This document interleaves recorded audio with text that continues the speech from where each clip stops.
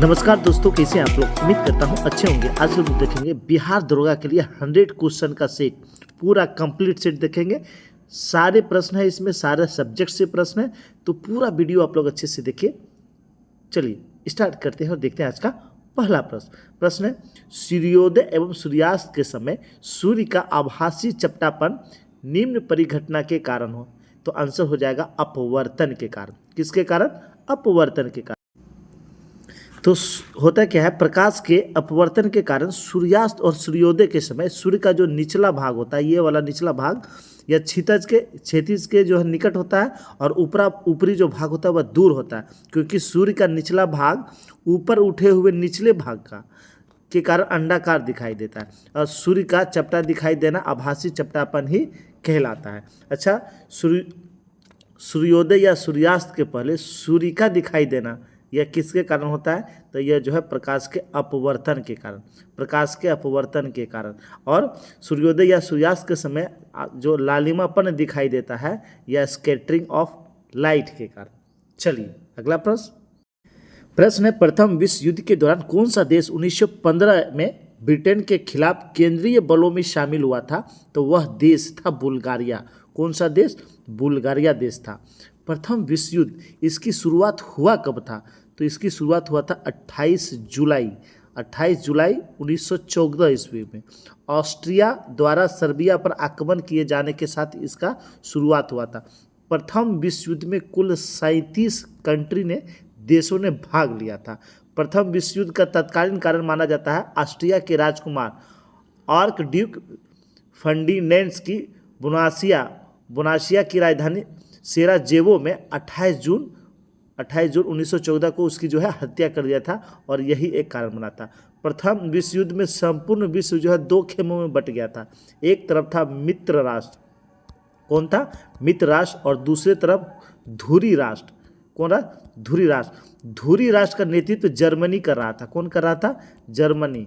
कौन कर रहा था? जर्मनी। और मित्र जो थे उसमें थे इंग्लैंड, जापान, अमेरिका, रूस, फ्रांस। और धुरी की बात करें तो ऑस्ट्रिया, हंगरी, तुर्की, बुल्गारिया, इटली, ये सारे जो है धुरी राष्ट्र में शामिल थे। चलिए बढ़ते हैं आगे। प्रश्न, टिहरी बांध नदियों के संगम पर स्थित है। तो टिहरी बांध जो है यह कौन सी नदियों के संगम पर स्थित है? तो आंसर हो जाएगा भागीरथी और भिलांगना नदी के संगम पर। ऑप्शन नंबर ए इसका राइट आंसर हो जाएगा। टिहरी बांध जो है भागीरथी और भिलांगना नदियों के तट पर स्थित है। टिहरी बांध दुनिया का चौथा सबसे ऊंचा बांध और भारत का सबसे ऊंचा बांध है। यह उत्तराखंड के टिहरी जिले में स्थित है। उत्तराखंड के टिहरी जिले में स्थित है। टिहरी बांध का जो निर्माण हुआ था, यह पूरा हुआ था 1977-78 में जो है इसका निर्माण जो है पूरा हो गया था। चलिए अगला प्रश्न, किसी अर्धचालक का ताप बढ़ाने पर उसकी प्रतिरोधकता क्या होती है? तो जब किसी अर्धचालक का जो है ताप हम लोग बढ़ा देते हैं तो उसका प्रतिरोधकता क्या हो जाता है?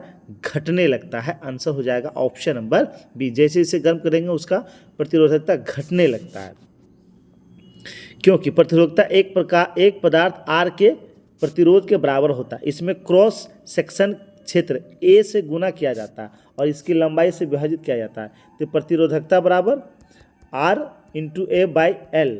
प्रतिरोधकता का ईसाई मात्रक होता है ओम मीटर। क्या होता है? ओम मीटर। अगला प्रश्न, यदि किसी कूट भाषा में ब्रांच को BRANC ब्रांच को EPDLFF लिखा जाता है, तो उसी कूट भाषा में मास्टर को कैसे लिखा जाएगा? तो रीजनिंग का प्रश्न है। तो देखते हैं इसमें कितना ऐड किया गया है। तो बी में जो है बी ये दूसरे नंबर पे है और इसमें जो है 3 ऐड कर दिया गया, तो ये 5 हो जाएगा +3। वहीं आर में क्या किया गया है? तो आर में -2 किया गया है। आर में जो है -2 किया गया, यानी PQR। और फिर ए में क्या किया गया है? ए में फिर 3 ऐड कर दिया, तो यही श्रृंखला चला है। इसमें प्लस एक बार 3 किया गया है, माइनस एक बार 2 किया गया है। तो उसी तरह मास्टर में जो है पहले हम लोग +3 करेंगे तो P हो जाएगा, फिर ए में -2 करेंगे तो Y हो जाएगा PY। तो एक ही ऑप्शन में आ रहा है, ऑप्शन नंबर डी। प्रश्न 1, 5 सेंटीमीटर भुजा वाले घन के सभी सतहों को रंगा गया तथा 1-1 सेंटीमीटर भुजा वाले छोटे घनों में काटा गया, तो ऐसे कितने ऐसे घन होंगे जिनकी दो सतह जो है रंगीन होगा। तो एक घन है 5 सेंटीमीटर वाले और कह रहा है कि इसे जो है इसके सभी सतह को रंग दिया गया और एक सेंटीमीटर भुजा वाले घन में इसे काट दिया गया। तो कह रहा कि कितनी ऐसी घन है जिसकी दो सतह जो है रंगीन होगा। तो इसमें कुल भुजा कितना हो जाएगा, इसमें कुल जो है घन की, बड़े घन की एक भुजा बराबर 5 सेंटीमीटर है, तो भुजाओं की संख्या हो जाएगा 12। कितना हो जाएगा 12। अब फलक पेंट किए हुए घनों की संख्या बराबर, फॉर्मूला है n-2 × 12। तो n हो गया उसका सतह का, तो 5 - 2 × 12, तो ये हो जाएगा 3 बढ़ती है 36। आंसर हो जाएगा ऑप्शन नंबर डी, 36 ऐसे जो है सतह होंगे जो रंगीन होंगे। प्रश्न निम्नलिखित में से सबसे छोटी संख्या कौन सी है, डिवाइड कर लीजिएगा। इसमें सबसे छोटी हो जाएगा 7/11, ऑप्शन नंबर ए।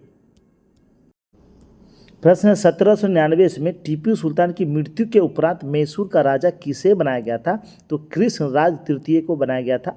आंसर हो जाएगा ऑप्शन नंबर सी। देख लेते हैं टीपू सुल्तान, यह चतुर्थ आंग्ल मैसूर युद्ध के दौरान मारा गया था। प्रथम आंग्ल मैसूर युद्ध हुआ था 1767 से 69 के बीच। वहीं द्वितीय आंग्ल मैसूर युद्ध, प्रथम जो आंग्ल मैसूर युद्ध हुआ था यह मद्रास की संधि से समाप्त हुआ था। दूसरा हुआ था 1780 से 84 के बीच, यह समाप्त हुआ था मैंगलोर की संधि से। तीसरा हुआ था 1790 से 92 के बीच, और ये जो है कौन सी संधि से, तो श्रीरंगपट्टनम की संधि से समाप्त हुआ था। और चौथा हुआ था 1799, इसमें जो है टीपू सुल्तान मारा गया था। गवर्नर जनरल भी पूछ लिए जाते। दूसरे के समय गवर्नर जनरल थे वारेन हेस्टिंग, तीसरे के समय कॉर्नवालिस और चौथे के समय थे वेलेजली। एक क्वेश्चन आता है, टीपू सुल्तान का जो झंडा होता था उसमें किसका चित्र होता था, तो शेर का, दहाड़ते हुए शेर का। टीपू सुल्तान को शेर मैसूर भी कहा जाता है। बढ़ते, क्वार्ट्ज का रासायनिक नाम क्या है, तो क्वार्ट्ज का रासायनिक नाम है सोडियम सिलिकेट। आंसर हो जाएगा ऑप्शन नंबर ए। फार्मूला पूछा जाए तो Na2SiO3 या सोडियम सिलिकेट का जो है रासायनिक सूत्र होता है। इसका उपचार वाटर ग्लास के निर्माण में किया जाता है। क्वार्ट्ज भूपर पट्टी में दूसरा सबसे सामान्य खनिज है, अलग अलग रूप में पाया जाता है। इन्हीं में से एक जो है सोडियम सिलिकेट है। अगला प्रश्न है, प्रत्येक राज्य से राज्यसभा के लिए चुने जाने वाले सदस्यों की संख्या किस अनुसूची द्वारा निर्धारित की जाती है, तो कौन सा अनुसूची के द्वारा, तो चौथी अनुसूची के द्वारा। आंसर हो जाएगा ऑप्शन नंबर बी। अनुसूची की बात आई तो एक बार हम लोग रिवाइज कर लेते हैं सारे अनुसूची को। प्रथम अनुसूची में राज्य और राज्य क्षेत्र की चर्चा है, राज्य और राज्य क्षेत्र की चर्चा है। दूसरा अनुसूची में क्या चीज़ का चर्चा है, तो वेतन किसकी चर्चा है, वेतन, भत्ते और पेंशन की चर्चा है। तीसरा में शपथ की चर्चा है, किसका, शपथ की। चौथा हम लोग देख लिए विभिन्न राज्यों और संघीय क्षेत्रों के लिए राज्यसभा का प्रतिनिधित्व का विवरण दिया गया है। वहीं पांचवा में क्या चीज़ का वर्णन है, तो ST अनुसूचित क्षेत्र और अनुसूचित जनजाति के प्रशासन और नियंत्रण के बारे में, और उसके नियंत्रण के बारे में। वहीं छठी अनुसूची जो है उसमें पूर्वोत्तर के जो 4 राज्य हैं, असम, मेघालय, त्रिपुरा और मिजोरम, उसके जनजातीय क्षेत्रों के प्रशासन के बारे में। 7वां अनुसूची जो है केंद्र और राज्य के शक्ति यानी सूची की, किसके बारे में, सूची के बारे में है। वहीं 8वां जो है 8वां अनुसूची यह जो है निरस्त 8वें अनुसूची में भाषा की चर्चा है, किसकी चर्चा है, भाषा की चर्चा है। और 9वां जो अनुसूची था यह भूमि अधिग्रहण से संबंधित था। और 10वां जो अनुसूची था यह किससे था, तो यह था दल बदल अधिनियम से। 11वां पंचायती राज और 12वां जो था वह नगर पालिका से संबंधित था। चलिए अगला प्रश्न है 540 के गुणनखंड की कुल संख्या कितनी है, तो 540 के गुणनखंड हम लोग निकाल लेंगे। तो इसका गुणनखंड की कुल संख्या, इसमें आंसर हो जाएगा 24। कितना, 24, ऑप्शन नंबर ए। अगला प्रश्न, जलियांवाला बाग की घटना किस वर्ष घटित हुई थी, तो 1919 ईस्वी में हुआ था। आंसर हो जाएगा ऑप्शन नंबर सी। जलियांवाला जो घटना है वह 13 अप्रैल 1919 ईस्वी वैसाखी का दिन था। किचलू और सत्यपाल की गिरफ्तारी के विरोध में एक शांतिपूर्ण सभा का आयोजन किया गया था। उसमें पंजाब का जो गवर्नर था, लेफ्टिनेंट गवर्नर था, वह था सर माइकल ओ डायर। सभा स्थल पर मौजूद जनरल डायर ने बिना किसी सूचना के भीड़ पर गोली चलवा दी, जिसमें उसके अनुसार, अंग्रेजों के अनुसार जो है 1000 से कम आदमी मारे गए थे, लेकिन 1000 से ज़्यादा आदमी मारे गए थे। इसी घटना के बाद रविंद्रनाथ टैगोर ने नाइट की उपाधि वापस कर दिया था। शंकर नारायणन ने वायसराय की कार्यकारिणी सदस्यता से इस्तीफा दे दिया था और इसके बाद इसकी जांच के लिए हंटर कमीशन का भी गठन किया गया था। चलिए देखते हैं आगे।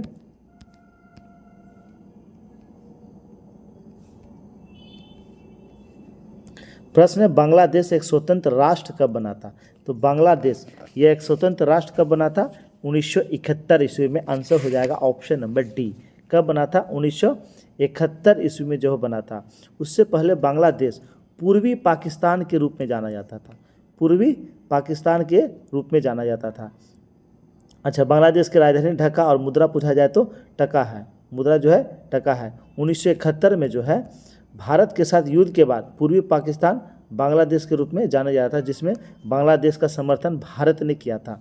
चलिए अगला प्रश्न निम्नलिखित में से किसमें चांदी नहीं है? तो कह रहा है कि किसमें चांदी नहीं है, तो आंसर हो जाएगा इसका ऑप्शन नंबर जो है सी, इसका राइट आंसर हो जाएगा जर्मन सिल्वर। यह जो है चांदी इसमें नहीं पाया जाता। बाकी ये तीनों जो है यह चांदी के अयस्क हैं। ये तीनों जो है चांदी के अयस्क है। जर्मन सिल्वर में क्या क्या पाए जाते हैं? तो कॉपर, जिंक और निकेल। कॉपर और जिंक और निकेल ये पाए जाते हैं जर्मन सिल्वर में। बाकी ये तीनों जो है यह जो है क्या है? चांदी के अयस्क हैं। अगला प्रश्न, निम्नलिखित में से कौन सा एंजाइम मानव शरीर में स्टार्च के पाचन से संबंधित है? तो स्टार्च का पाचन संबंधित है एमाइलेज। कौन सा संबंधित है? एमाइलेज। आंसर हो जाएगा option number C. Option number C. Pepsin जो है यह किसके पाचन में सहायक होता है? तो प्रोटीन के पाचन में। लाइपेज यह वसा के पाचन में। और इंसुलिन तो यह इसका स्रावन अग्नाशय से होता है। किससे होता है? अग्नाशय से होता है बीटा कोशिकाओं के, अग्नाशय के बीटा कोशिकाओं से। अगला प्रश्न, 25% छूट दिए जाने पर राज ने एक शर्ट खरीदा, 20 रुपये बचाए। छूट से पहले शर्ट का मूल्य क्या था? कह रहा कि 25% छूट दिया, तो मान लेते हैं उसका मूल्य X रुपये था। तो 25% छूट दिया, तो इसका 25% निकाल लेते हैं। और कह रहा है कि उसके बाद उन्होंने कितना बचाया? 20 रुपये बचाया। तो इसमें X का मान निकाल लेते हैं। ये 4 बार में 20 चौक 80, कितना? 80। तो उस शर्ट का मूल्य कितना था? 80 था। ऑप्शन नंबर बी इसका राइट आंसर हो जाएगा। कह रहा है निम्नलिखित का मिलान कीजिए। पहले हम लोग त्रिभुज बना लेते हैं। ए, बी और सी, ये थीटा हो गया। कह रहा है कौन थीटा के सामने वाली भुजा?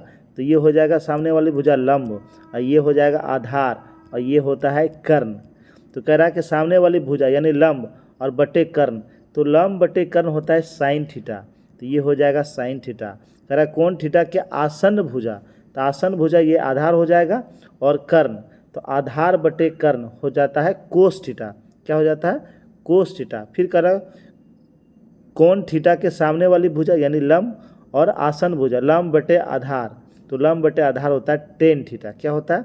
Tan theta. यानी ए का हो जाएगा बी, और 2 का हो जाएगा सी, और 3 का हो जाएगा ए। यानी ऑप्शन नंबर सी इसका राइट आंसर हो जाएगा। प्रश्न है, हमारे देश में निम्नलिखित में से कौन सी धान की अर्ध वामन एवं उच्च तापमान वाली किस्म है? तो वह कौन सी किस्म है? तो वह किस्म कौन सी है? तो वह किस्म है, आंसर हो जाएगा जया। ऑप्शन नंबर जो है बी इसका राइट आंसर हो जाएगा। जया जो किस्म है यह कम ऊंचाई वाली उन्नत किस्म है। भारत के हर राज्य में इसकी खेती की जा सकती है। इसके दाने लंबे और सफ़ेद होते हैं, और इसकी पौधे की ऊंचाई लगभग 80 से 90 सेंटीमीटर तक होती है, और इसका औसतन पैदावार 1 हेक्टेयर में लगभग 60 से 75 क्विंटल होता है। धान की जया किस्म की बुवाई जो है 15 जून से 7 जुलाई के बीच की जाती है। अगला प्रश्न है, इंटीग्रल कोच फैक्ट्री स्थित है, तो इंटीग्रल कोच फैक्ट्री यह कहाँ स्थित है? पेरम्बूर में स्थित है। आंसर हो जाएगा ऑप्शन नंबर सी, पेरम्बूर में स्थित है और यह स्थित है भारत के तमिलनाडु राज्य में, भारत के तमिलनाडु राज्य में। इसकी स्थापना किया गया था इंटीग्रल कोच फैक्ट्री पेरम्बूर का 1955 में। कब किया गया था? 55 में। इंटीग्रल कोच फैक्ट्री जिसका उद्घाटन किया था 20 अक्टूबर 1955 को, उसमें तत्कालीन प्रधानमंत्री पंडित जवाहरलाल नेहरू जी के द्वारा। निम्नलिखित में से कौन से प्रधानमंत्री ने राज्य के मुख्यमंत्री के रूप में कार्य नहीं किया? तो चंद्रशेखर जी ने नहीं किया। आंसर हो जाएगा option number D, Chandrashekhar ji अपने कार्यकाल के दौरान किसी भी राज्य के मुख्यमंत्री नहीं रहे थे। वहीं बात करें, प्रश्न आता है कि सबसे लंबा कार्यकाल किस प्रधानमंत्री का रहा है? तो पंडित जवाहरलाल नेहरू जी का रहा है। वहीं प्रश्न आता है कि लोकसभा का सामना किस प्रधानमंत्री ने नहीं किया था? तो चौधरी चरण सिंह ने लोकसभा का सामना नहीं किया था। फिर प्रश्न आता है, अविश्वास प्रस्ताव के द्वारा हटाए जाने वाले प्रथम प्रधानमंत्री कौन थे? तो वह थे विश्वनाथ प्रताप सिंह। फिर प्रश्न आता है, पद ग्रहण करते समय किसी भी सदन के सदस्य नहीं थे, तो वो थे पीवी नरसिम्हा राव। ये जब प्रधानमंत्री बने थे तो ये किसी भी सदन का सदस्य नहीं थे। वहीं सबसे छोटा कार्यकाल पूछा जाए तो अटल बिहारी वाजपेयी जी का। फिर प्रश्न आता है, पद ग्रहण करते समय विधानसभा का सदस्य रहे थे, तो वो थे HD देवगौड़ा। HD देवगौड़ा जब प्रधानमंत्री बने थे तो वह विधानसभा का सदस्य थे। फिर प्रश्न आता है कि वैसे प्रधानमंत्री जिनकी मृत्यु जो है पदावधि के दौरान हुआ, यानी प्रधानमंत्री रहते हुए उनकी मृत्यु हुई, तो जवाहरलाल नेहरू, लाल बहादुर शास्त्री और इंदिरा गांधी जी, ये तीनों का जो है देहांत उनके पदावधि के दौरान हुआ था। मोरारजी देसाई सबसे अधिक उम्र और राजीव गांधी सबसे कम उम्र में प्रधानमंत्री बनने वाले व्यक्ति थे। चलिए अगला प्रश्न है, क्लोरोजाइलिनॉल और टर्पिनोल का मिश्रण किस रूप का कार्य करता है? तो ये दोनों का मिश्रण जो है किस रूप का कार्य करता है? तो रोगाणुरोधक के रूप में। आंसर हो जाएगा ऑप्शन नंबर ए। प्रश्न है, पिता तथा पुत्र की आयु का अनुपात 3:1 है और उनकी आयु का गुणनफल 147 है, तो 5 वर्ष बाद उनकी आयु का अनुपात क्या होगा? मान लेते हैं 3x में इसे बना लेते हैं, 3x पिता का और x हो जाएगा पुत्र का, करा उसका गुणनफल है 147, 147, तो ये हो जाएगा 3x² बराबर 147, x² बराबर हो जाएगा 147/3। इसे काट लिया, 3 चौक 12 और 9 49, तो x का मान हो जाएगा 7। कितना हो जाएगा? 7। तो कह रहा है कि 5 वर्ष बाद उनकी आयु का अनुपात, तो 5 वर्ष बाद पूछा जा रहा है, तो 7 या 21 हो जाएगा और 7 हो जाएगा। इसमें भी 5 ऐड कर दीजिए और इसमें भी 5 ऐड कर दीजिए, ये हो जाएगा 26 और ये हो जाएगा 12, 26 और 12 हाफ कर लीजिए, ये हो जाएगा 13 और ये हो जाएगा 6। आंसर हो जाएगा option number A, option number A. प्रश्न, दूध को दही में परिवर्तित करने वाले बैक्टीरिया है, तो दूध को दही में परिवर्तित करने वाले बैक्टीरिया कौन सा है? तो आंसर हो जाएगा option number A, lactic acid bacteria. Answer हो जाएगा option number A, lactic acid bacteria. यह ग्राम पॉजिटिव बैक्टीरिया का एक वंश है। दूध को दही में परिवर्तित करने का काम किण्वन नामक प्रक्रिया द्वारा किया जाता है। यह दूध में वृद्धि करते हैं और उसे दही में परिवर्तित करते हैं। अगला प्रश्न, निम्नलिखित में से कौन सा आनुवांशिकतः रूपांतरित खाद्य पादप है? तो इसका जो राइट आंसर हो जाएगा वो हो जाएगा ऑप्शन नंबर डी, सुनहरा धान। सुनहरा धान। समीर ने कहा, सरिका मेरी माता के पोते की पत्नी है, तो सरिका किस प्रकार समीर से संबंध बनाती है? तो समीर ने क्या कहा? तो समीर ने कहा कि सरिका जो है, कौन? सरिका या मेरी माता का, या मेरी माता यानी माता के पोते की पत्नी है, माता के पोते की पत्नी है, तो उसका संबंध जो है कैसे होगा? तो वह उसकी पुत्र वधू होगी। आंसर हो जाएगा ऑप्शन नंबर ए। प्रश्न है, परमाणु रिएक्टर में ग्रेफाइट का प्रयोग किस रूप में किया जाता है? तो परमाणु रिएक्टर में ग्रेफाइट का जो प्रयोग किया जाता है किस रूप में? तो मंदक के रूप में। किस रूप में? मंदक के रूप में। आंसर हो जाएगा option number C. Option number C, भारी जल और ग्रेफाइट का प्रयोग जो है मंदक के रूप में किया जाता है। किसके रूप में? मंदक। और नियंत्रक के रूप में जो है बोरोन और कैडमियम का छड़ का प्रयोग किया जाता है। अगला प्रश्न, मध्य रेल मंडल का मुख्यालय है। तो मध्य रेल मंडल, इसका मुख्यालय कहाँ स्थित है? तो इसका आंसर हो जाएगा ऑप्शन नंबर जो है, ऑप्शन नंबर सी जो है इसका राइट आंसर हो जाएगा। Option number C, Mumbai CST। Mumbai CST जो है यह रेलवे का मध्य मंडल का मुख्यालय है। अगला प्रश्न, आयरन की कमी से क्या होता है? तो आयरन की कमी से होता है एनीमिया। आंसर हो जाएगा ऑप्शन नंबर सी, जो है एनीमिया, या जो है आयरन की कमी से होता है। इसमें थकावट होता है, सांस फूलने लगता है, सीने में दर्द होता है। इसके अलावा आयरन की कमी से चक्कर भी आता है, हाथ ठंडे हो जाते हैं, त्वचा का पीला हो जाता है। लोहे की कमी से एनीमिया गंभीर मामलों में अपने आप को मौत का कारण भी बनता है। होमोग्लोबिन एक लोहे से भरपूर प्रोटीन होता है जो रक्त में मौजूद होता है। होमोग्लोबिन में लोहा पाया जाता है। अगला प्रश्न, भूमध्य रेखा निम्नलिखित में से किस देश के मध्य से नहीं गुजरती है? कह रहा है भूमध्य रेखा जो है वह किस देश के मध्य से यानी बीच से नहीं गुजरती है। तो इसका जो राइट आंसर हो जाएगा वो हो जाएगा ऑप्शन नंबर सी, भारत। भूमध्य रेखा जो है भारत से नहीं गुजरता। भारत से एकमात्र रेखा गुजरती है, वह है कौन सी रेखा? तो वह है कर्क रेखा। कौन सी रेखा? कर्क रेखा जो भारत से गुजरती है। देख लेते हैं भूमध्य रेखा जो है यह किससे होकर गुजरती है। तो भूमध्य रेखा जो गुजरती है वह Ecuador, Colombia, Brazil, Gabon, Congo गणराज्य, लोकतांत्रिक कांगो गणराज्य, Uganda, Kenya, Somalia, Maldives, Indonesia और किरीबाती, इन देशों से होकर जो है भूमध्य यानी विषुवत रेखा गुजरती है। कर्क रेखा की बात करें जो भारत से गुजरती है, यह ताइवान, चीन, Myanmar, Bangladesh, Bharat, Oman, UAE, सऊदी अरब, मिस्र, Libya, Niger, Algeria, Mali, Mauritania, पश्चिमी सहारा, बहामास और मैक्सिको देशों से गुजरता है कर्क रेखा। चलिए अगला प्रश्न है, भाखड़ा नांगल बांध किस नदी पर स्थित है? हम लोग जानते हैं भाखड़ा नांगल बांध यह सतलज नदी पर स्थित है। आंसर हो जाएगा ऑप्शन नंबर बी, यह सतलज नदी पर स्थित है और यह बांध हिमाचल प्रदेश में, कहाँ है? हिमाचल प्रदेश में है। और यह जो है 865 फीट ऊंचे और टिहरी बांध के बाद दूसरा सबसे ऊंचा बांध है। सतलज नदी दुनिया के सबसे ऊंचे गुरुत्वीय बांधों में से एक है। यह जो बांध है दुनिया के सबसे ऊंचा गुरुत्वीय बांध है और इसका जो शुभारंभ किया गया था तत्कालीन प्रधानमंत्री नेहरू जी के द्वारा 1963 ईस्वी में, 1963 ईस्वी में। बढ़ते हैं आगे। प्रश्न है, जोग जलप्रपात स्थित है।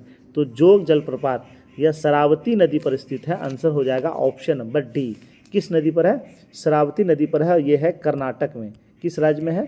कर्नाटक में। यह 4 छोटे छोटे प्रतापों जैसे राजा, रॉकेट, रोसर और रानी से मिलकर बना है। इसका अन्य नाम है गोरसोप्पा जलप्रपात या जोग जलप्रपात। इसका जल यानी इसकी ऊंचाई कितना है? 253 मीटर। 253 मीटर। इसका अभी नाम बदल के कर दिया है महात्मा गांधी जलप्रपात। अगला प्रश्न, जहां आरा द्वारा लिखित शेख मुइनुद्दीन चिश्ती की जीवनी है। तो जहां आरा ने शेख मुइनुद्दीन की चिश्ती लिखा है, चिश्ती का जीवनी लिखी है, किस नाम से? तो किस नाम से लिखा गया है? तो इसका राइट आंसर हो जाएगा ऑप्शन नंबर ए। क्या हो जाएगा? ऑप्शन नंबर ए इसका राइट आंसर हो जाएगा मनीष अल अरवा। मनीष अल अरवा, option number A. Mahatma Gandhi ने असहयोग आंदोलन को कब वापस लिया था? तो महात्मा गांधी जी ने असहयोग आंदोलन वापस लिया था फरवरी 1922 ईस्वी में। फरवरी 1922 ईस्वी में। प्रारंभ कब किया था? तो 1 अगस्त 1920 ईस्वी को जो है प्रारंभ किया गया था। और वापस लिया क्यों गया था? तो हम लोग जानते हैं चोरा चोरी कांड हुआ था। फरवरी 1922 ईस्वी में चोरा चोरी कांड हुआ था और उसी से दुखित होकर गांधी जी ने जो है, जिसमें 22 पुलिसकर्मियों की मौत हो गई थी, गांधी जी ने असहयोग आंदोलन को वापस ले लिया था। अगला प्रश्न है, नामदफा राष्ट्रीय उद्यान स्थित है। तो नामदफा राष्ट्रीय उद्यान यह किस राज्य में स्थित है? तो तो यह स्थित है अरुणाचल प्रदेश। आंसर हो जाएगा option number A, Arunachal Pradesh में स्थित है। नक्शीदार कांच के लिए निम्न में से किस अम्ल का प्रयोग किया जाता है? तो नक्शीदार कांच के लिए कौन सा अम्ल का प्रयोग किया जाता है? तो हाइड्रोफ्लोरिक एसिड का प्रयोग किया जाता है। तो इसका राइट आंसर हो जाएगा ऑप्शन नंबर डी। क्या हो जाएगा? Option number D, hydrofluoric acid. इसका उपयोग घरों में जंग हटाने के रूप में भी किया जाता है। हाइड्रोफ्लोरिक सबसे मजबूत अकार्बनिक अम्लों में से एक है। चलिए अगला प्रश्न है कि संवैधानिक संशोधन अधिनियम द्वारा राष्ट्रपति के लिए संवैधानिक संशोधन विधेयक पर सहमति देना अनिवार्य कर दिया गया था। तो कौन सा संविधान संशोधन था? तो वह था 24वां संविधान संशोधन। आंसर हो जाएगा ऑप्शन नंबर ए, 24वां संविधान संशोधन। यह लागू हुआ था नवंबर 1971 ईस्वी से। 24वें संविधान संशोधन ने मौलिक अधिकारों में संशोधन करने के लिए संसद की शक्ति में वृद्धि भी किया था। अगला प्रश्न, सोन नदी का उद्गम स्थल है। तो सोम नदी का उद्गम स्थल है मध्य प्रदेश के पूरब में अमरकंटक से यह निकलती है। आंसर हो जाएगा ऑप्शन नंबर बी, और यह बिहार में आकर गंगा नदी में मिल जाती है। अगला प्रश्न है पूगा घाटी स्थित है। तो पूगा घाटी स्थित है लद्दाख में। आंसर हो जाएगा ऑप्शन नंबर ए। कहाँ है पूगा घाटी? लद्दाख में। इसी घाटी के बगल में है 22 किलोमीटर की दूरी पर स्थित है सॉल्ट लेक घाटी, और फिर लद्दाख के ही दक्षिण पूर्वी भाग में स्थित है चांगथांग घाटी। तो ये तीनों घाटियाँ कहाँ हैं? लद्दाख में। अगला प्रश्न, कौन सा जनपद 6ठी एवं 4ठी शताब्दी ईसा पूर्व के मध्य सबसे शक्तिशाली महाजनपद रहा था? तो कौन था? तो इसका आंसर हो जाएगा मगध। मगध जो है जितने महाजनपद थे उसमें सबसे शक्तिशाली था। आंसर हो जाएगा ऑप्शन नंबर डी, मगध। यह उर्वरक की दृष्टि से भी बहुत ही महत्वपूर्ण था। चलिए अगला प्रश्न, बंगाल में अमला डैश का अधिकारी होता है। तो बंगाल में अमला यह किसका अधिकारी होता है? तो आंसर हो जाएगा जमींदारों का। Option number D. क्या हो जाएगा? ऑप्शन नंबर डी इसका राइट आंसर हो जाएगा। अमला जमींदारों का लगान वसूल करने वाला अधिकारी होता था। लगान वसूली के समय जमींदार का एक अधिकार, जिसे आमतौर पर अमला कहा जाता था, गांवों से कर वसूल करता था। ईस्ट इंडिया कंपनी 12 अगस्त 1765 में बंगाल की दीवानी बनी थी। जोतदार अमीर किसान होते थे। जोतदार क्या होते थे? अमीर किसान को जोतदार कहा जाता था। वहीं कोतवाल क्या होता था? तो कोली जाति द्वारा उपयोग की जाने वाली एक उपाधि होती थी कोतवाल। अगला प्रश्न, मुर्रा नस्ल है। तो मुर्रा यह किसकी नस्ल है? तो यह भैंस की नस्ल है। आंसर हो जाएगा ऑप्शन नंबर बी, मुर्रा यह भैंस की नस्ल है और यह विश्व में सबसे अच्छी दुधारू भैंस की नस्ल है। इसका जो क्षेत्र है यह हरियाणा के रोहतक जिले में है।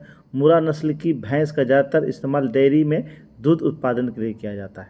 अगला प्रश्न, 1946 में भारत आए कैबिनेट मिशन में कितने सदस्य थे? तो 1946 में भारत जो कैबिनेट मिशन आया था उसमें 3 सदस्य थे। आंसर हो जाएगा ऑप्शन नंबर बी। तीनों सदस्य कौन कौन थे? Stafford Cripps, Lord Pethick Lawrence जो इसका सचिव था, और AB अलेक्जेंडर। कैबिनेट मिशन फरवरी 1946 में भारत आया था। कब आया था? फरवरी 1946 में। अगला प्रश्न, निम्नलिखित में से कौन सा अकबर के काल का भूमि का वर्गीकरण नहीं है? तो अकबर के समय जो भूमि का वर्गीकरण नहीं है तो वह है जबीरा। कौन सा? जबीरा। आंसर हो जाएगा ऑप्शन नंबर डी, जबीरा। अकबर ने भूमि का वर्गीकरण 4 भागों में किया था। पहला पोजल, परौती, बंजर और चच्चर। ये 4 भागों में किया था, उसमें जबीरा नहीं है। अगला प्रश्न, जैन धर्म का 23वां तीर्थंकर कौन था? तो जैन धर्म के 23वें तीर्थंकर हम लोग जानते हैं कौन थे? तो आंसर हो जाएगा पार्श्वनाथ। कौन थे? पार्श्वनाथ। आंसर हो जाएगा ऑप्शन नंबर सी, इसका राइट आंसर हो जाएगा। जैन धर्म की बात करें तो जैन धर्म के जो संस्थापक थे हम लोग जानते हैं कौन थे? तो ऋषभदेव। कौन थे? ऋषभदेव थे जैन धर्म के संस्थापक। जैन धर्म के जो दूसरे थे, पहले तो हो गए ऋषभदेव, दूसरे थे अजितनाथ, तीसरे थे संभवनाथ, 22वें थे अरिस्टेनेमी, 23वें थे पार्श्वनाथ और 24वें तीर्थंकर थे महावीर। कौन थे? महावीर। महावीर को कितने वर्ष की आयु में ज्ञान की प्राप्ति हुआ था? तो 42 वर्ष की आयु में। 30वें वर्ष वह घर छोड़ के गया था। 12 वर्ष की कठिन तपस्या के बाद उन्हें ज्ञान की प्राप्ति हुआ था। जन्म की बात करें तो महावीर जी का जन्म हुआ था 540 ईसा पूर्व। 540 ईसा पूर्व कहाँ? कुंडग्राम वैशाली के पास हुआ था। और इनका मृत्यु की बात करें तो 468 ईसा पूर्व हुआ था राजगीर के पावापुरी में। अगला प्रश्न, सीमा सड़क संगठन यानी BRO की स्थापना की गई थी। BRO इसका स्थापना किया था 7 मई 1960 ईस्वी में। आंसर हो जाएगा ऑप्शन नंबर बी, 7 मई 1960। और यह संगठन रक्षा मंत्रालय के अंतर्गत आता है। किसके अंतर्गत? रक्षा मंत्रालय के अंतर्गत। अगला प्रश्न, अंकलेश्वर स्थित है। तो अंकलेश्वर यह स्थित है गुजरात में। कहाँ स्थित है? गुजरात में। आंसर हो जाएगा ऑप्शन नंबर बी, अंकलेश्वर। यह जो है तेल शोधक कारखाना है।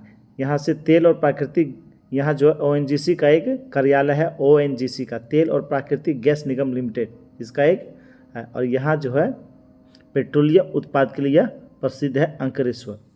अगला प्रश्न, अवध राज्य का अंतिम शासक कौन था? तो अवध राज्य का अंतिम शासक था वाजिद अली शाह। कौन था? वाजिद अली शाह। आंसर हो जाएगा ऑप्शन नंबर ए। यह जो है अवध का 10वां और अंतिम शासक था। इनकी पत्नी का नाम कौन था? तो इनकी पत्नी का नाम था आलम आरा, जो सुंदरता के कारण खास महल के नाम से भी जानी जाती है। मोहम्मद खानम वाजिद अली शाह की दूसरी पत्नी थी। शाह की मृत्यु 1887 में हो गया था। कब हुआ था? 1887 में। अगला प्रश्न है, भी वेग से गतिमान वस्तु की गतिज ऊर्जा लैम्डा है। यदि वेग को प्रारंभिक वेग के 1/3 गुना घटा दिया जाए तो गतिज ऊर्जा हो जाएगी। तो काइनेटिक एनर्जी बराबर होता है हाफ mv²। कह रहा कि v को 1/3 घटा देते हैं, mv²। तो ये हो जाएगा k बराबर 1/9। और इसका तो मान ये स्क्वायर करेंगे तो ये हट के हो जाएगा k। तो वेग जो है कितना गुना हो जाएगा? तो 1/9 गुना, यानी k/9 गुना, 1/ नहीं k/9 गुना। आंसर हो जाएगा ऑप्शन नंबर बी। प्रश्न, भिलाई, दुर्गापुर, राउरकेला इस्पात संयंत्रों का निर्माण किस पंचवर्षीय योजना में हुआ था? तो इन सारे जो इस्पात कारखाना है इसका निर्माण होता है द्वितीय पंचवर्षीय के दौरान। आंसर हो जाएगा ऑप्शन नंबर बी, द्वितीय पंचवर्षीय के दौरान। बात करें भिलाई, तो ये किसके सहयोग से? तो ये सोवियत संघ के सहयोग से स्थापित किया गया था। दुर्गापुर यह ब्रिटेन के सहयोग से स्थापित किया था। और राउरकेला या जर्मनी के सहयोग से स्थापित किया गया था। किसके सहयोग से? जर्मनी के सहयोग से। अगला प्रश्न, निम्न में से कौन सी धातु केवल परावैगनिक तरंगों की प्रतिक्रिया पर अपने पृष्ठ में इलेक्ट्रॉन उत्सर्जित करती है? तो वह कौन सा धातु है? तो आंसर हो जाएगा जिंक। ऑप्शन नंबर सी इसका राइट आंसर। जिंक धातु की सतह पर परावैगनिक तरंगीय प्रकाश की परिघटना होती है जब कुछ इलेक्ट्रॉन उत्सर्जित होते हैं, और इस परिघटना को तापीय उत्सर्जन के रूप में भी जाना जाता है। प्रश्न, एक वाहन P बिंदु से 10 किलोमीटर उत्तर दौड़ता है। ये P बिंदु हो गया, यहाँ से 10 किलोमीटर जो है यह उत्तर जाता है और अपने दाईं ओर मुड़कर, तो दाईं ओर ये मुड़कर कितना जाता है? 15 किलोमीटर। और पुनः जो है दाईं ओर मुड़कर 10 किलोमीटर जाता है, ये Q पर पहुँच जाता है। तो दूसरा मोड़ लेने के बाद वह किस दिशा में है?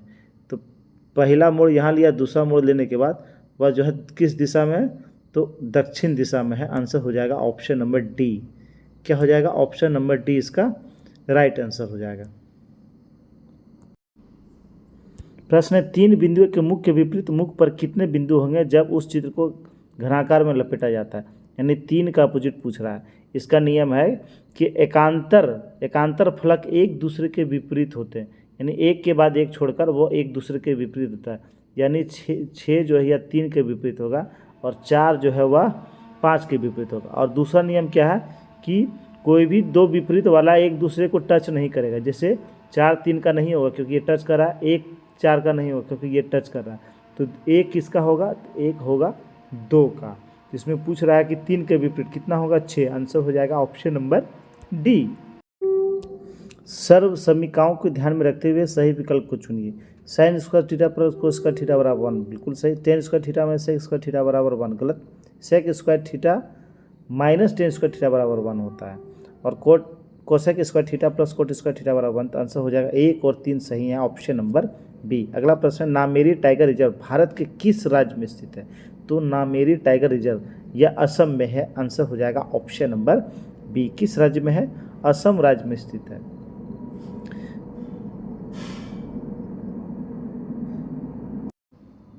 निम्नलिखित शब्दों के एक तार्किक क्रम में व्यवस्थित कीजिए। तो सबसे पहले इसमें हो जाएगा रोग। क्या हो जाएगा? रोग। रोग होने के बाद उसे अस्पताल ले जाया जाता है, उसके बाद भर्ती कराया जाता है, फिर उसका निदान निकाला जाता है क्या किया जाए, और तब फिर उसका उपचार किया जाता है। तो आंसर इसका हो जाएगा 4-1-3-5-2, 4-1-3-5-2, ऑप्शन नंबर ए।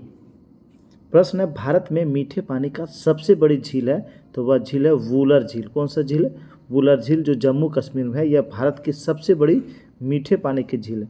विश्व में अगर पूछा जाए तो हो जाएगा सुपीरियर झील। कौन सा झील? सुपीरियर झील। अच्छा, कुछ और झीलें आप लोग बताएं। लोकटक झील किस राज्य में है? लोकटक झील यह है मणिपुर में। कहाँ है? मणिपुर में। केरल में है वेम्बनाड झील। जम्मू कश्मीर में और जो झील है डल झील, यह कहाँ है? जम्मू कश्मीर में। नैनीताल झील और भीमताल झील यह कहाँ है? तो यह उत्तराखंड में। हुसैन सागर झील यह तेलंगाना और आंध्र प्रदेश की सीमा पर है। राजसमंद झील यह है राजस्थान में। राजस्थान में ही है पिछोला झील, फतेह सागर झील, जयसम्मत झील और उदय सागर झील। पढ़ते हैं आगे। लोकसभा में विपक्ष का नेता बनने के लिए कम से कम सदन की कुल सीटों का डैश सीटें हासिल होना चाहिए। तो लोकसभा में विपक्ष का नेता बनने के लिए कितना जो है सीटें चाहिए? तो 1/10वां भाग, आंसर हो जाएगा ऑप्शन नंबर डी। क्या हो जाएगा? ऑप्शन नंबर डी इसका राइट आंसर हो जाएगा। अगर 1/10 यानी 10 में 1 सीट यानी 10वां भाग अगर सीट नहीं आता है तो संसद में विपक्ष का नेता नहीं होगा। अगला प्रश्न, एक आर्द्र या नम की सुबह यदि एक कोमल तने वाले पादप को उसके तने के आधार से एक तेज ब्लेड से क्षैतिज रूप में काटते हैं तो तना के कट जाने से विलयन की बूंदें रिस कर निकलने लगती है। यह इस कारण होता है। तो यह किसके कारण होता है? तो इसका कारण होता है मूल दाब। आंसर हो जाएगा ऑप्शन नंबर डी। किसके कारण? मूल दाब के कारण। पौधे की मूल जाइलम में स्थित जल स्तंभ पर उत्पन्न होने वाले धनात्मक दाब को मूल दाब कहते हैं। जब मूल यानी जड़ मृदा द्वारा जल को बलपूर्वक अवशोषित किया जाता है तो मूल दाब उत्पन्न होता है। मूल कोशिकाओं द्वारा जल के सक्रिय अवशोषण से उत्पन्न द्रव स्थितिज दाब को मूल दाब कहा जाता है। सल्तनत काल के दौरान दीवाने अर्ज विभाग था। तो दीवाने अर्ज यह कैसा विभाग था? तो यह एक सैन्य विभाग था। आंसर हो जाएगा ऑप्शन नंबर बी। और यह किसके द्वारा स्थापित किया गया था? तो बलबन के द्वारा। किसके द्वारा? बलबन के द्वारा। पिटली द्वीप पक्षी अभ्यारण्य स्थित है। तो पिटली द्वीप पक्षी अभ्यारण्य यह कहाँ स्थित है? तो यह लक्षद्वीप में स्थित है। आंसर हो जाएगा ऑप्शन नंबर डी। कहाँ है? लक्षद्वीप में स्थित है।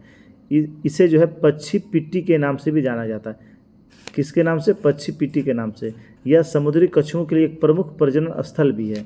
यह द्वीप कवरत्ती जिले के अंतर्गत आता है। यह सूखे मूंगा मलबे पर इन पक्षियों के घोंसले को अगल बगल खोजने के लिए सबसे अच्छी जगह है। अगला प्रश्न, वर्ल्ड इकोनॉमिक आउटलुक का प्रकाशन निम्नलिखित में से किन संस्थान द्वारा किया जाता है? तो वर्ल्ड इकोनॉमिक आउटलुक का प्रकाशन किसके द्वारा किया जाता है? तो IMF के द्वारा। किसके द्वारा? IMF के द्वारा किया जाता है। आंसर हो जाएगा ऑप्शन नंबर जो है सी, इसका राइट आंसर हो जाएगा। IMF जिसकी स्थापना कब किया गया था? 1945 ईस्वी में। कब? 1945 ईस्वी में इसका स्थापना किया गया था। और इसका जो हेडक्वार्टर है वह है वाशिंगटन DC। Washington DC।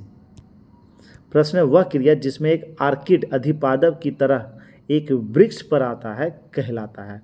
तो यह क्रिया क्या कहलाता है? तो यह क्रिया कहलाता है सहभोजिता। आंसर हो जाएगा ऑप्शन नंबर बी। सहभोजिता क्या होता है? तो एक अंतर्जातीय अन्योन्य क्रिया जिसमें एक प्रजाति को लाभ मिलता हो तथा अन्य प्रजाति को न लाभ हो और न हानि हो तो उसे कहा जाता है सहभोजिता।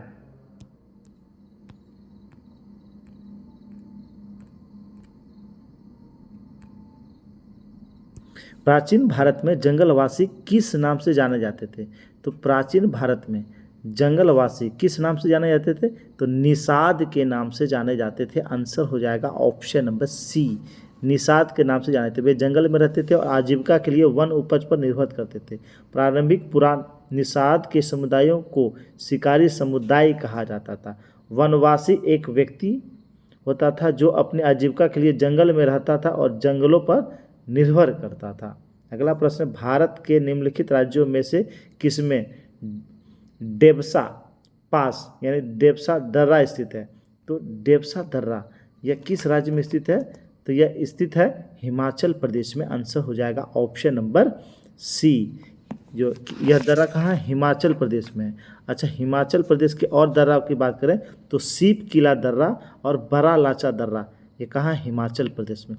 उत्तराखंड की बात करें तो माना नीति लिपुलेख, ये जो दर्रा और थागला, ये दर्रा है उत्तराखंड में। सिक्किम की बात करें तो नाथुला और जिलेपला। वहीं अरुणाचल प्रदेश की बात करें तो बोमडिला और बुमला, ये दर्रा अरुणाचल प्रदेश में। और यांगयाप दर्रा, यह भी अरुणाचल प्रदेश में। प्रश्न, निम्नलिखित में से किस पादप का परागकण एलर्जी कारक है? तो किस पादप का परागकण एलर्जी कारक है? आंसर हो जाएगा ऑप्शन नंबर बी, परथेनियम। परथेनियम का परागकण एलर्जी कारक होता है। क्या होता है? एलर्जी कारक। परथेनियम को गाजर घास के नाम से भी जाना जाता है। यह आक्रामक पौधे की प्रजाति है और यह गेहूं के साथ आयात किया जाता है। परागकण अस्थमा या ब्रोंकाइटिस का कारण बन जाता है। इसका जो परागकण है यह अस्थमा या ब्रोंकाइटिस का कारण बनता है। निम्नलिखित में से कौन सा जाइलम का भाग नहीं है? तो जाइलम का जो भाग नहीं है तो इसमें हो जाएगा चालनी नलिका, ऑप्शन नंबर सी। चालनी नलिका जो है जाइलम का भाग नहीं होता है। जाइलम और फोइलम पौधों में संवहनीय ऊतक होता है। जाइलम जो है जड़ों से पत्तियों तक जल के परिवहन में जो सहायता करता है, जबकि फोइलम स्टार्च और सुक्रोज को स्रोत से सीक तक ले जाने में सहायता प्रदान करता है। भोजन का स्रोत पत्तियां हैं और सिंक तक पहुंचाई जाती है। चालनी नलिकाएं फोइलम ऊतक का भाग होता है। किसका भाग होता है? ये फोइलम ऊतक का भाग होता है, जाइलम का नहीं।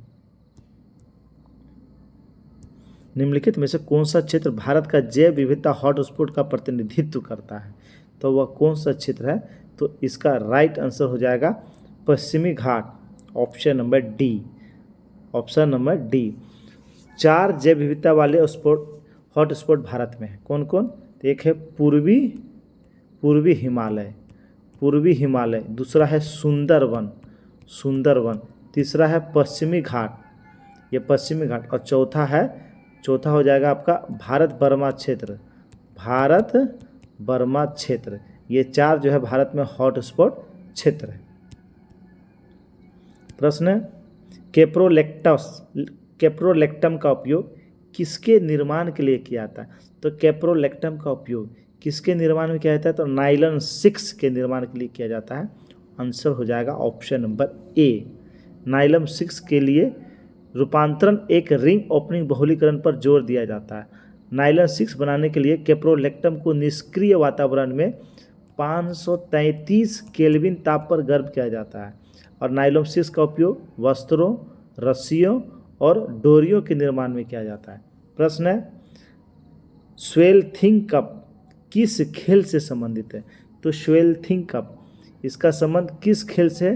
आंसर हो जाएगा table tennis, option number D इसका राइट आंसर हो जाएगा। स्वेल्थिंग पुरुषों की टीम का एक कप है। विश्व टेबल चैंपियनशिप की शुरुआत जो किया गया था, ये कब किया गया था? ये किया था 1934 ईस्वी में। कब? 1934 ईस्वी में।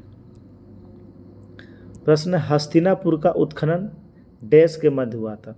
तो हस्तिनापुर का उत्खनन हुआ था 50 से 52 के मध्य। आंसर हो जाएगा ऑप्शन नंबर बी, 1950 से 52 के मध्य हुआ था इसका खनन। हस्तिनापुर जो उत्तर प्रदेश के मेरठ जिले में है, इसका खोज किसने किया था? प्रोफेसर बीबी लाल ने। प्रोफेसर बीवी लाल ने। प्रश्न, निम्नलिखित में से किस लेंस का उपयोग करके मानव आँख की मायोपिया समस्या को ठीक किया जाता है? तो मायोपिया जो ठीक होता है उसमें कौन सा लेंस का प्रयोग किया जाता है? तो मायोपिया जिसमें निकट की वस्तु स्पष्ट रूप से देख सकते हैं लेकिन दूर की वस्तु नहीं देख सकते हैं, इसे मायोपिया, इसे अगर हिंदी में कहा जाए तो निकट दृष्टि दोष। इसमें हम लोग अवतल लेंस का प्रयोग करते हैं। किसका करते हैं? निकट में अवतल और दूर दृष्टि में उत्तल लेंस का प्रयोग किया जाता है। प्रश्न है, विशाल जमीन से खड़ा होने के लिए 15 सेकंड का समय लेता है, यानी वो खड़ा होने में 15 सेकंड लेता है और बैठने में 11 सेकंड लेता है। वह कुछ समय तक यह क्रिया को जारी रखता है और कह रहा है 98 सेकंड में वह कितनी बार खड़ा होगा जबकि प्रारंभ में वह जमीन पर बैठा था। तो उसको खड़ा होने में लगता है कितना? 15 और बैठने में लगता है 11। तो एक उठक बैठक में उधर 15 और 11 26 सेकंड लगेगा। कितना लगेगा? 26 सेकंड। 98 सेकंड में वह पूरी बैठक करता है। जब प्रारंभ में वह ज़मीन पर रहेगा तो 26 को अगर हम लोग 3 बार करेंगे तो 78 हो जाएगा, 78 में हो जाएगा। और अंतिम 20 सेकंड वह करता है, ज़मीन से खड़ा होता है। ज़मीन से क्या होगा? एक बार गया चला आया, ये तो कंप्लीट हो गया, 3 बार ज़मीन पर बैठ गया। फिर क्या हुआ? ज़मीन से खड़ा होगा तो उसके खड़े होने की कुल संख्या कितना हो जाएगा? तो खड़े होने की कुल संख्या, इसमें 20 और ऐड कर देते हैं तो ये खड़ा हो जाएगा। क्या होगा? खड़ा हो जाएगा। और बैठने की कुल संख्या 3, खड़ा होने की कुल संख्या हो जाएगा इसमें 4 और बैठने की संख्या कितना हो जाएगा? 3 हो जाएगा।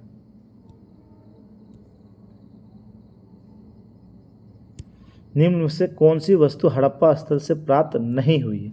तो हड़प्पा से जो वस्तु प्राप्त नहीं हुआ है वह कौन सी वस्तु है? तो आंसर हो जाएगा सूती वस्त्र, ऑप्शन नंबर सी। सूती वस्त्र जो है यह हड़प्पा से प्राप्त नहीं हुआ। अच्छा, देख लेते हैं कुछ हड़प्पा से हमें क्या क्या मिला। हड़प्पा का खोज किया था 1921 ईस्वी में। किसने? राखल दास बनर्जी। हड़प्पा रावी नदी के किनारे हैं।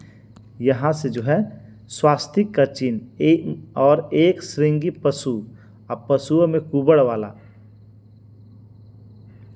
यहीं से जो है R37 कब्रिस्तान और श्रृंगार की पेटियां प्राप्त हुआ। निम्न श्रेणियों में से कौन सी पश्चिमी घाट का भाग नहीं है? तो पश्चिमी घाट का भाग नहीं है, कौन सा श्रेणी नहीं है? तो इसका आंसर हो जाएगा कॉमेट।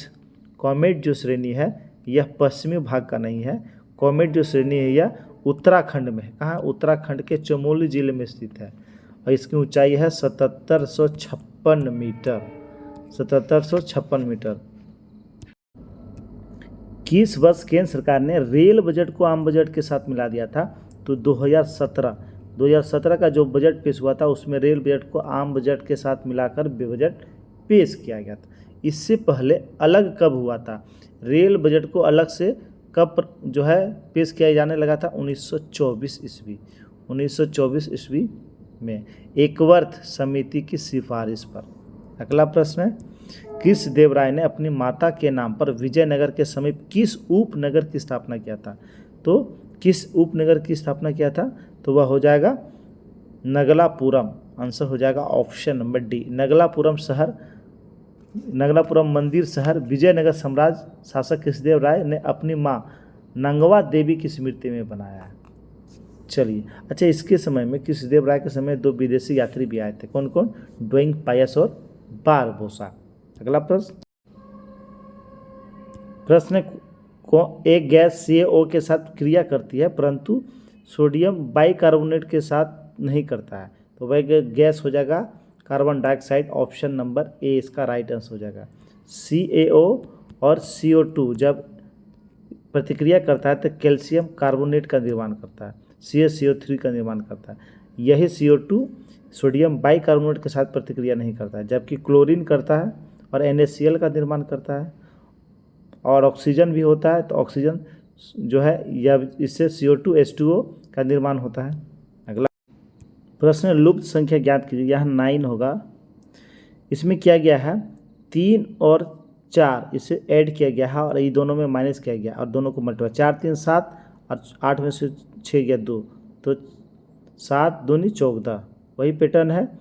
6 और 3 9 और गुना 7 किया गया, इसका माइनस को मल्टीप्लाई किया गया है 63, तो वही पैटर्न यहाँ होगा। तो इसमें माइनस करेंगे 3 और यहाँ 4, तो यहाँ 8 होगा, तब 8 चौक 32, ये 8 4 12, अब बरतिया 36, तो आंसर हो जाएगा ऑप्शन नंबर डी। प्रश्न है, किसी कूट भाषा में ब्रेन को ये लिखा जाता है, टायर को ये लिखा जाता है, उसी कूट भाषा में ट्रेन को क्या लिखा जाएगा। तो इसमें देख लीजिए टी के लिए ये डॉलर वाला सिंबल जो है उसका प्रयोग किया गया है। उसके बाद एन के लिए जो है मल्टीप्लाई का प्रयोग किया गया है, एन लास्ट में है तो लास्ट में मल्टीप्लाई और शुरू में डॉलर, तो इसका आंसर लगता है ऑप्शन नंबर डी जो है इसका राइट आंसर हो जाएगा, ऑप्शन नंबर डी। प्रश्न है, भारत के नियंत्रक एवं महालेखा परीक्षक उसके पद से हटाने की प्रक्रिया निम्न में से किसके समान है। तो कैग नियंत्रक एवं महालेखा परीक्षक को उसके पद से हटाने का क्रिया किसके समान है। तो सर्वोच्च न्यायालय या उच्चतम न्यायालय के न्यायाधीश को जिस प्रक्रिया द्वारा हटाते उसी के द्वारा, तो इसका आंसर हो जाएगा ऑप्शन नंबर जो है सी, इसका राइट आंसर हो जाएगा ऑप्शन नंबर सी। प्रश्न है, शब्द सेरीकल्चर संबंधित है, तो सेरीकल्चर यह किससे संबंधित है, रेशम उत्पादन से, आंसर हो जाएगा ऑप्शन नंबर डी, रेशम उत्पादन से संबंधित है। अच्छा, भारत जो है विश्व में रेशम उत्पादन में दूसरे नंबर पे है और प्रथम स्थान पे कौन सा देश है, तो वह है चीन। कौन सा देश है, निम्नलिखित में से कौन सी विश्व की सबसे हानिकारक जलीय खरपतवार है, तो वह है आइकोर्निया, ऑप्शन नंबर ए इसका राइट आंसर हो जाएगा। आइकोर्निया यह दुनिया का सबसे हानिकारक जलीय खरपतवार है, इसे जो है जलकुंभी भी कहा जाता है। प्रश्न है, निम्नलिखित में से कौन सा देश सार्क का सदस्य नहीं है, तो सार्क का सदस्य इसमें कौन नहीं है, तो ईरान नहीं है, आंसर हो जाएगा ऑप्शन नंबर सी। दक्षिण एशियाई क्षेत्रीय सहयोग संगठन सार्क, जिसकी स्थापना 8 दिसंबर 1985 ईस्वी को किया गया था, इसका हेडक्वार्टर कहाँ है, ढाका में, बांग्लादेश की राजधानी ढाका में है। इसके 8 सदस्य देश हैं, कौन कौन, अफगानिस्तान, मालदीव, भूटान, बांग्लादेश, भारत, नेपाल और पाकिस्तान, श्रीलंका। ईरान इसका सदस्य नहीं है।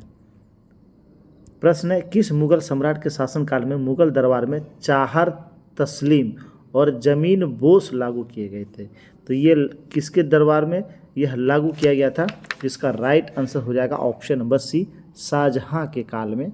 किसके काल में, शाहजहां के काल में।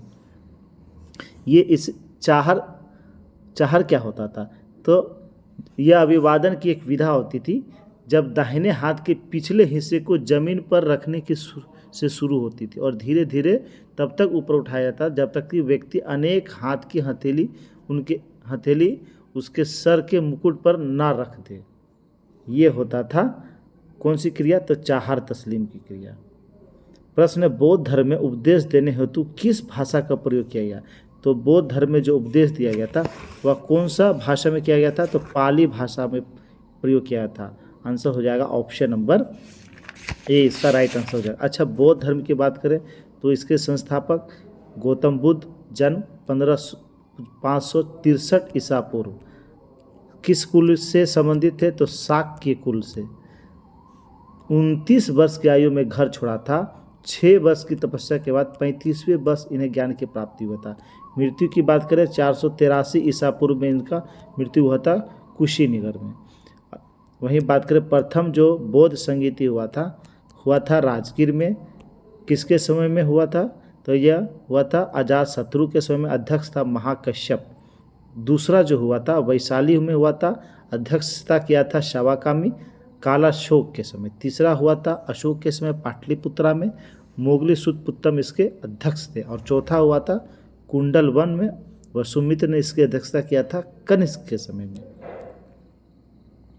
प्रश्न है, 14 घंटे एक दिन का कितना भाग है, तो 14 घंटे जो है यह एक दिन का कितना भाग होगा, तो एक दिन में कितना होता है, तो एक दिन में होते हैं 24 घंटा। हम लोग जानते हैं कितना होता है 24 घंटा, तो 14/24, इसे अगर काटिएगा तो ये कट जाएगा 2 से तो ये हो जाएगा 7/12।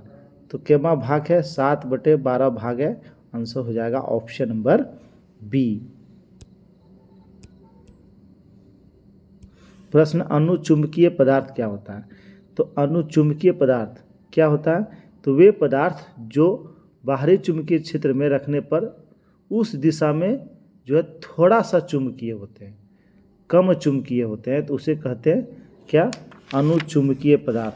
तो इसमें अनुचुंबकीय हो जाएगा छिन्न बल द्वारा आकर्षित होते हैं। ऑप्शन नंबर डी इसका जो है राइट आंसर हो जाएगा। प्रबल नहीं होता है, कम होता है। और इसका अनुचुंबकीय का अगर उदाहरण पूछा जाए तो मैग्नीज, प्लेटिनम, एल्युमिनियम, ऑक्सीजन, ये सारे जो है अनुचुंबकीय पदार्थ हैं। प्रश्न है, किस मौर्य स्तंभ के शीर्ष पर एक विशाल हाथी स्थापित है? तो वो कौन सा है? तो इसका राइट आंसर हो जाएगा जो है संकिया स्तंभ। ऑप्शन नंबर सी, संकिया स्तंभ। यह भारत का एक प्राचीन शहर था संकिसा, और अब यह उत्तर प्रदेश के फर्रुखाबाद जिले में स्थित है। यह शहर जो है गौतम बुद्ध के समय एक प्रमुख शहर हुआ करता था। अगला प्रश्न,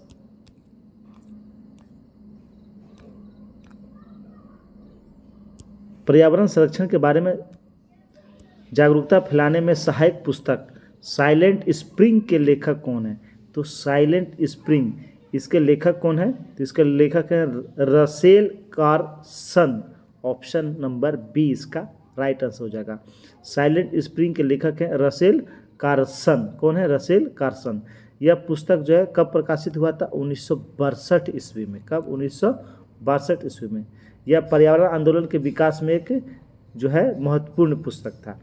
अगला, तिलैया बांध डैश नदी पर निर्मित है? तो यह बराकर नदी पर स्थित है। आंसर हो जाएगा ऑप्शन नंबर ए। किस पर है? यह जो है बराकर नदी पर स्थित है। दामोदर घाटी निगम के पहले चरण में 4 बहुउद्देशीय बांधों में से तिलैया बांध पहला था। यह झारखंड में कोडरमा जिले के तिलैया में बराकर नदी पर बनाया गया था और यह खोला गया था 1953 ईस्वी में। अगला प्रश्न, किस एक्ट के द्वारा भारत में ईस्ट इंडिया कंपनी का व्यापारिक एकाधिकार को समाप्त कर दिया था? तो व्यापारिक एकाधिकार समाप्त हुआ था 1813 में, और एकाधिकार समाप्त हुआ था, लेकिन चीन और चाय के साथ जो है व्यापार का अनुमति प्राप्त था, और पूर्णतः समाप्त हुआ था कब? जो है 1833 का चार्टर्ड एक्ट के तहत। अगला प्रश्न है, निम्नलिखित श्रेणी में अगला पद क्या आना चाहिए?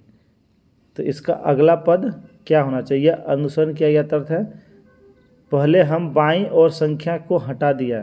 ये देख रहे हैं क्या हो रहा है कि यह 7 को हटाया जा रहा है, फिर 1 को 7 हटा दिया, फिर उसके बाद 4 को हटा दे रहा है, हो गया। अब फिर इसको हटा के फिर ये हटा दिया जा रहा है, तो यही क्रिया दोहराया जा रहा है। तो बाद में इसमें जो नंबर आएगा वह आएगा 8 5 3 2 6, 8 5 3 2 6। ऑप्शन नंबर बी इसका राइट आंसर हो जाएगा। प्रश्न, कोडरमा के खनन के लिए जाना था। कोडरमा डैश के खनन के लिए जाना था? तो कोडरमा यह झारखंड का एक जिला है, और यह किसके खनन के लिए जाना जाता है? तो अबरख खनन। आंसर हो जाएगा ऑप्शन नंबर सी। किसके लिए? अबरख के लिए यह जाना जाता है। देख लेते हैं संवैधानिक संशोधन में क्या हुआ था। 101वां जो संविधान संशोधन था वह जीएसटी से था, वस्तु एवं सेवा कर से।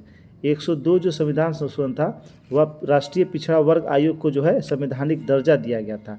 103 जो संशोधनवा था वह आर्थिक रूप से कमजोर यानी EWS को 10% जो आरक्षण दिया था उससे संबंधित था। और 104वां जो था वह था लोकसभा में आंग्ल भारतीय समुदाय के लिए आरक्षित सीटों के प्रावधान को जो है समाप्त किया गया है।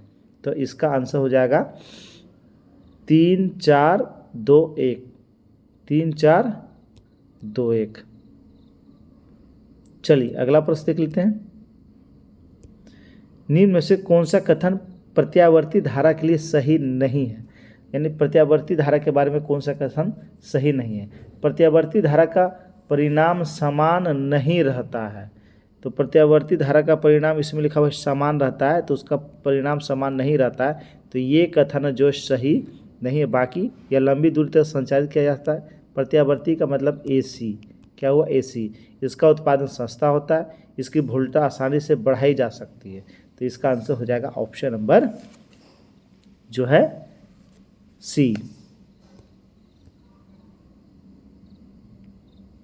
प्रश्न है, किसी दुकानदार का क्रमशः 5 मशीनों का विक्रय 64, 31, 68, 55, 72, 30 और इतना है।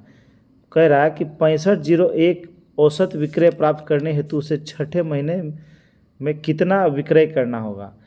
छठा महीना में वह कितना विक्रय करेगा। तो इसका एवरेज निकाल लेंगे हम लोग, x मान लेंगे, ये सब को ऐड कर लेंगे तो वह आ जाएगा 34,005 और x मान लिए और इसका औसत ये 5 है, अगला जोड़ेंगे 6 निकाल लेंगे और इसका दिया हुआ है औसत कितना होना चाहिए 6501। इसको सॉल्व कीजिएगा, x का मान आ जाएगा 5001, ऑप्शन नंबर डी।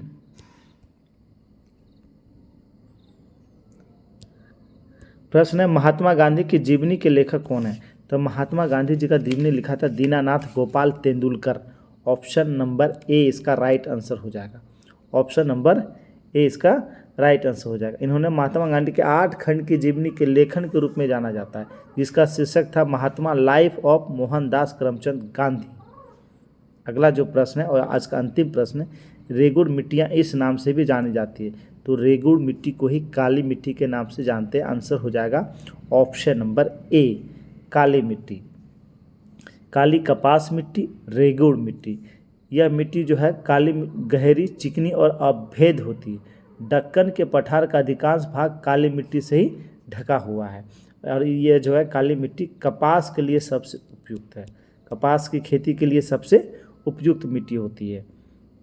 दोस्तों ये था 100 प्रश्नों का बहुत ही महत्वपूर्ण सेट जो सभी एग्जाम के लिए बहुत ही महत्वपूर्ण है। तो पूरा वीडियो आप लोग देखिए, टाइम बहुत ही कम है, रोज़ 2 से 3 सेट लगाइए।